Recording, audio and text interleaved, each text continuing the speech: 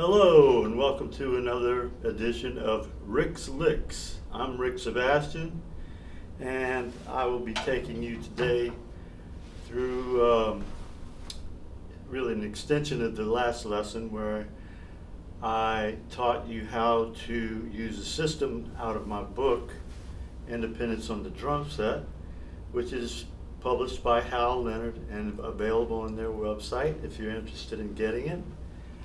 And what we did yesterday was using the independence patterns in the back of the book. And I'm going to hold the first page up for a moment so you can get a screenshot of it.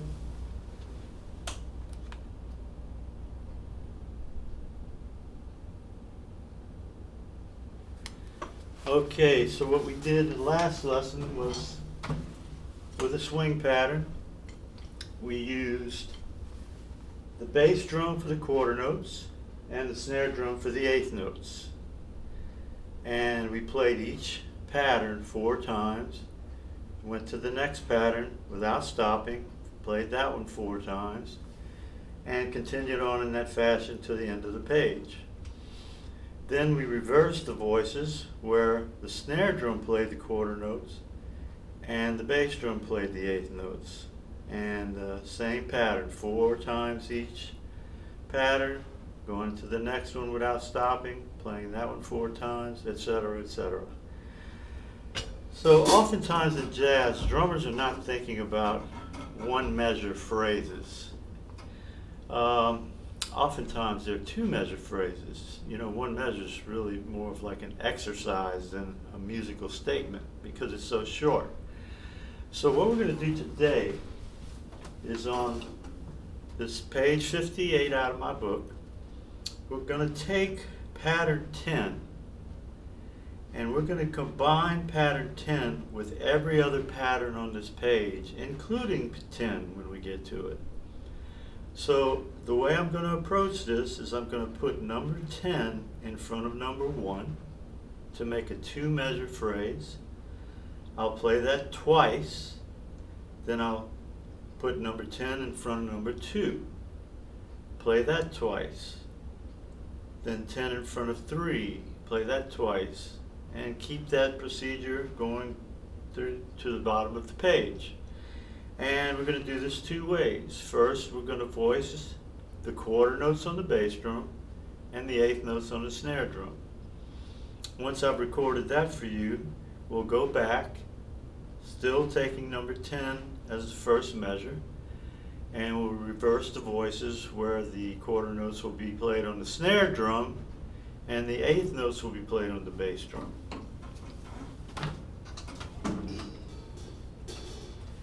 And consequently, the further you get into the patterns in the back of my book, the busier they get. So for certain styles, such as jazz, the approach that the drummer takes with his left hand and right foot in swing is very similar to the way a pianist comps with his left hand for another soloist or even for his own piano solo. So that's the jazz drummer's way of playing musical phrases and having musical conversations with the person that is currently soloing and improvising. So here we go. Quarter notes on bass drum, eighth notes on snare drum. Number 10 is our first measure. So you want to start off memorizing that measure. Just play it over and over a few times. 1, 2, 1, 2, 3, 4.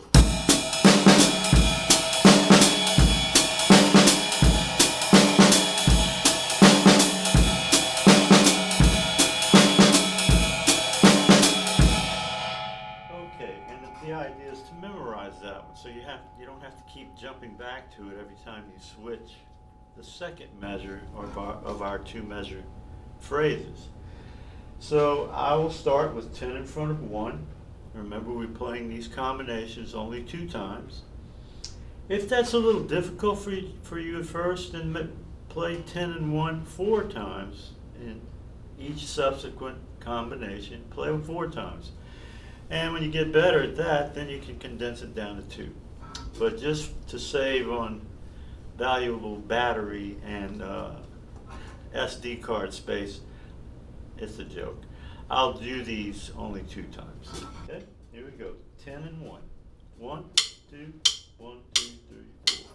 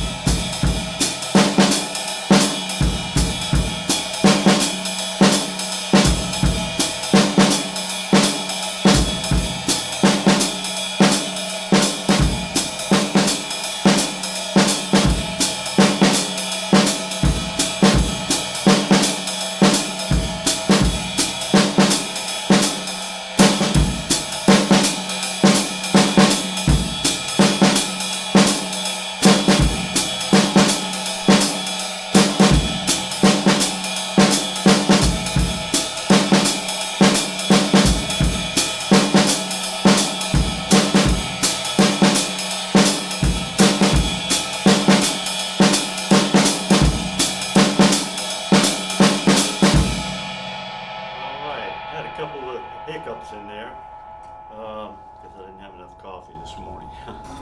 So now I'm going to do the same thing, but we're going to reverse the voices. The snare drum's going to now be played on the quarter notes, and the bass drum is now going to be played on the eighth notes.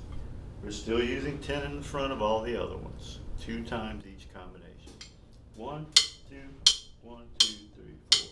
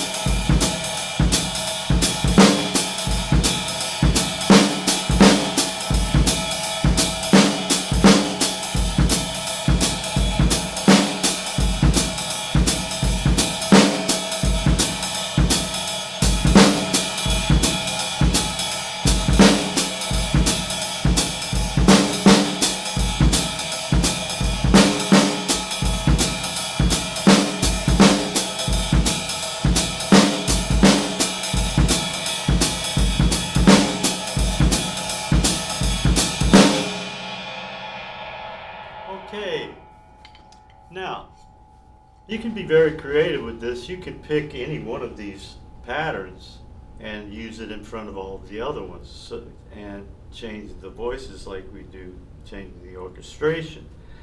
So there's an unlimited amount of combinations that you will, not unlimited, but quite a few combinations that you can use to practice this and get some facility and get comfortable being able to play a lot of ideas based off of quarter notes and eighth notes without having to think about your ride cymbal. Again, I'm not suggesting that when you play jazz, you play this pattern over and over and over again. But I often change my cymbal pattern to go along with what the phrase is that I'm playing with my snare and bass drum. But it's not because I cannot keep that ostinato on the cymbal. That's a creative choice. And my feeling is if you do change the ride pattern, it should be a creative choice, not because you cannot do it. You cannot play that idea and keep your ride cymbal going. All right, well, that concludes this edition of Rick's Licks. And if you ever find yourself in New Orleans, come and pay me a visit for a private lesson over at Spreading the Music. You can contact them at info.spreadingthemusic.com. And if you're interested in a virtual lesson, we can do it over Skype. My Skype name is Ricky Sebastian. All right, see you for the next one.